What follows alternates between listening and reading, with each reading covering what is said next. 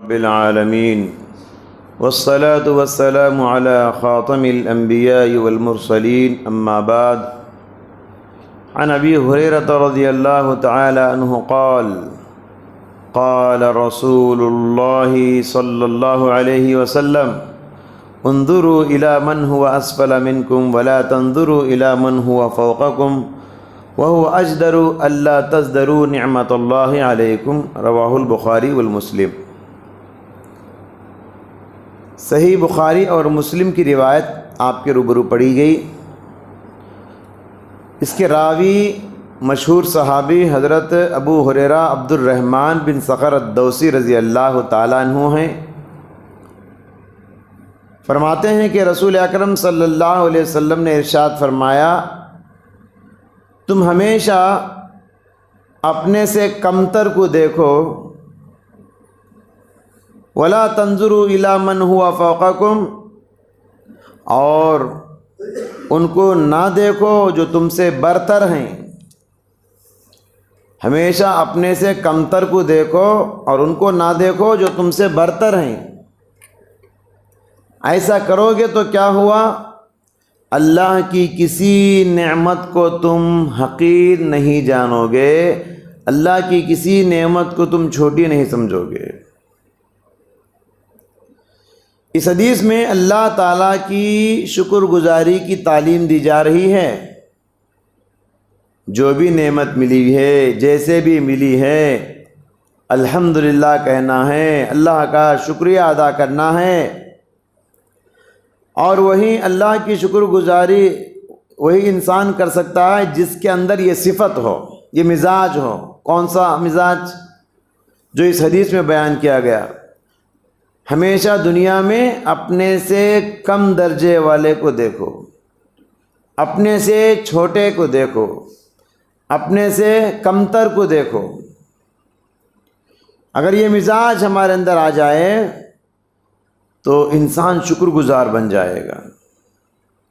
اپنوں سے برتر کو جو دیکھے گا، اپنوں سے بڑوں کو جو دیکھے گا، اپنوں سے اعلیٰ اور اونچے لوگوں کو جو دیکھے گا، جس کی طبیعت میں یہ چیز آ جائے وہ شکر گزار بندہ بن نہیں سکتا۔ آپ اگر مثال کے طور پر 2 وقت کا کھانا دن میں کھاتے ہیں تو دنیا میں ایسے لوگ بھی ہیں جن کو صرف 1 وقت کا کھانا نصیب ہے۔ آپ پریشان ہیں، 50,000 کا قرض کا بوجھ آپ پر ہے، تو آپ دنیا میں ایسے لوگوں کو بھی دیکھو جن پر 50 لاکھ کا قرض موجود ہے۔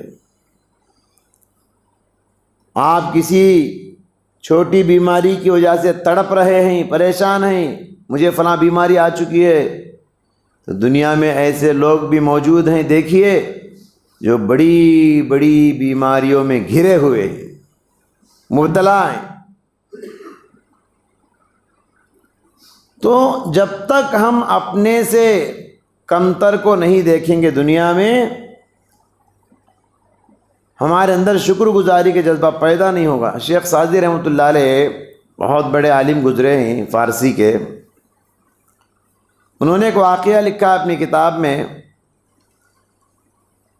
شاید وہ واقعہ ان کے ساتھ پیش آیا کسی اور کے ساتھ۔ ایک آدمی جا رہا تھا، غریب آدمی تھا، اتنا غریب تھا کہ پیر میں جوتے بھی نہیں تھے۔ اب انسان کے دل میں کیا بات آتی ہے، اللہ نے مجھے کیسا بنایا، لوگ کیسے کیسے قیمتی جوڑے پہن کے پھرتے ہیں، مجھے چپل تک نصیب نہیں۔ جا رہا تھا آدمی ان جذبات کو لے کر، اچانک ادھر سے دیکھا کہ ایک لنگڑا آ رہا ہے، بیچارے کا ایک پیر ہی نہیں ہے۔ اس کو دیکھنے کے بعد اس ناشکر انسان کے دل میں فوراً اللہ کا شکر گزاری کا جذبہ آ گیا۔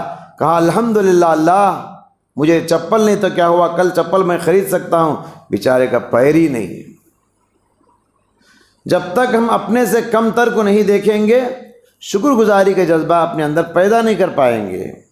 آپ پریشان ہو تو یہ نہ بھولو کہ دنیا میں آپ سے زیادہ پریشان حالات والے موجود ہیں۔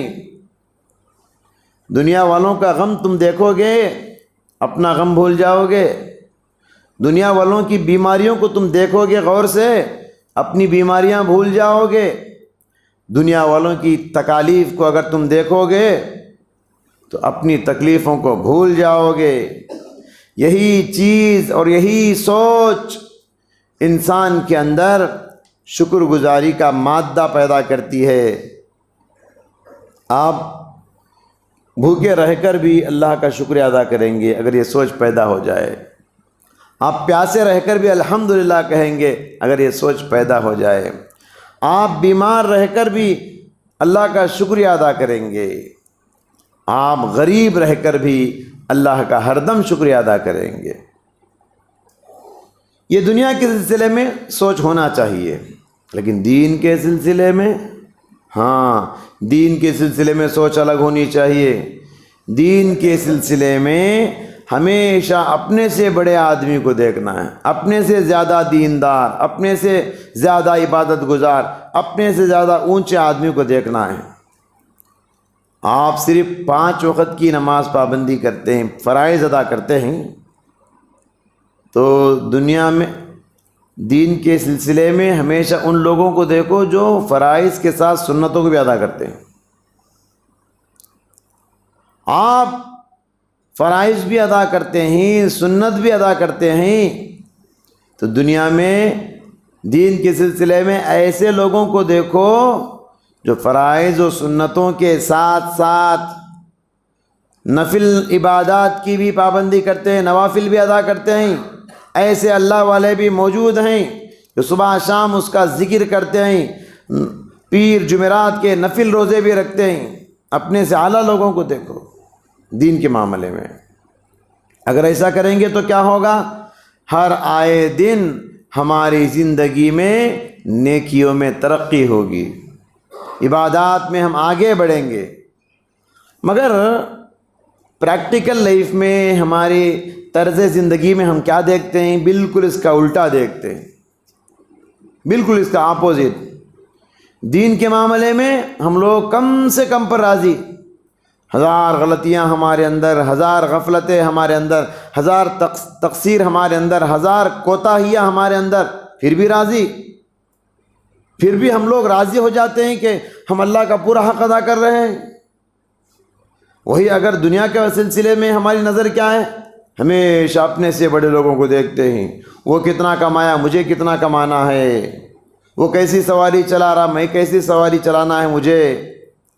ہاں ہمیشہ حل من مزید، حل من مزید، حل من مزید، اور چاہیے اور چاہیے اور چاہیے۔ یہ دنیا کے سلسلے میں ہماری سوچ ہے۔ یاد رکھو، دنیا کی بھوک، دنیا کی ہرس، دنیا کا ہوس، دنیا کی خواہشات، یہ قبر کی مٹی ہی انسان کو پورا کر سکتی ہے۔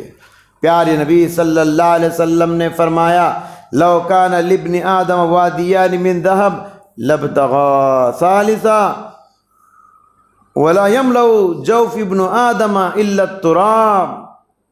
فرمایا کہ ابن آدم کو سونے سے بھری ہوئی 2 وادیاں دے دی جائے۔ وادی کسے کہتے ہیں؟ 2 پہاڑوں کے درمیان جو ڈاؤن ایریا ہوتا ہے بہت بڑا، پورا سونے سے بھر کے 2 وادیاں دی جائے۔ آپ اندازہ لگائیے، کسی انسان کے پاس 1 kg سونا ہے، کتنی بڑی بات ہے۔ 2 kg سونا فلاں آدمی کے پاس ہے، کتنی بڑی بات ہے۔ یہاں تو اللہ کے نبی نے 1 kg 2 kg کا بات نہیں کیا، 1 کلو گرام 2 کلو گرام کی بات نہیں ہے، کہا کہ 2 وادیاں بھی کسی ابن آدم کو سونے کی دے دی جائے، کیا فرمایا؟ لبتغا ثالثا، اس کے دل میں پھر بھی کھٹکتا ہے تیسری وادی ملے تو اچھا ہے، ایک اور وادی۔